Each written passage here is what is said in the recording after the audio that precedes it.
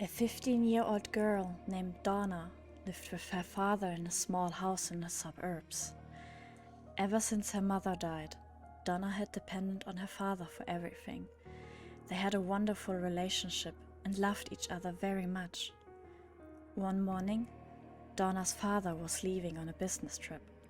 As they ate breakfast together, he told her that he would be home very late that night. With that, he kissed her on the forehead, grabbed his briefcase, and walked out the front door. Later that day, when Donna came home from school, she did some homework and watched some TV. By midnight, her father had still not returned, so she decided to go to bed. That night, she had a dream. She found herself standing at the edge of a busy highway.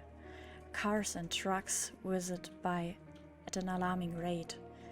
She looked across the highway and saw a familiar figure standing on the other side. It was her father. His hands were cupped around his mouth, and he seemed to be shouting something to her, but she couldn't make it out what he was saying. As the traffic whizzed by, she strained to hear. Her father's eyes were sad. He seemed to be desperately trying to communicate something to her.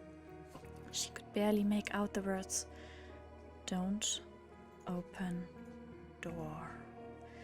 Suddenly, Donna was awoken from the dream by a strange tapping noise. Tap, tap, tap. Then somebody began to ring the doorbell downstairs. Ring, ring, ring. She scrambled out of bed and put on her slippers. Then, dressed only in her nightgown, she ran downstairs and went to the front door. Looking through the peephole, she saw her father's face outside.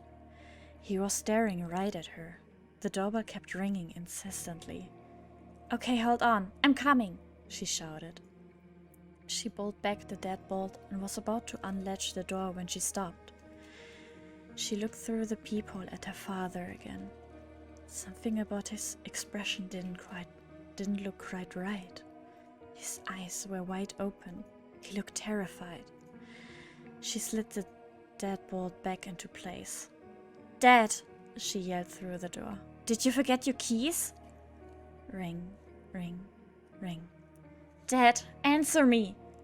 Ring, ring, ring. "Dad, please, I need you to answer me!" Ring, ring, ring. "Is there someone else out there with you?" Ring, ring, ring. "Why won't you answer me?" Ring, ring, ring.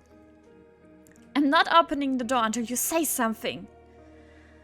The doorbell kept ringing and ringing, but for some reason her father refused to answer her desperate cries. For the rest of the night, the frightened girl cowered in a corner of the hallway, helplessly listening to the ceaseless ringing of the doorbell. It seemed to go on for hours. Eventually, she fell into an uneasy sleep. At dawn, she woke up and realized that everything was quiet. She crept over to the door and looked through the peephole again. Her father was still there, staring at her. She cautiously opened the door and was confronted with a sight that filled her with unimaginable horror. Her father's severed head was hanging from a nail above the door.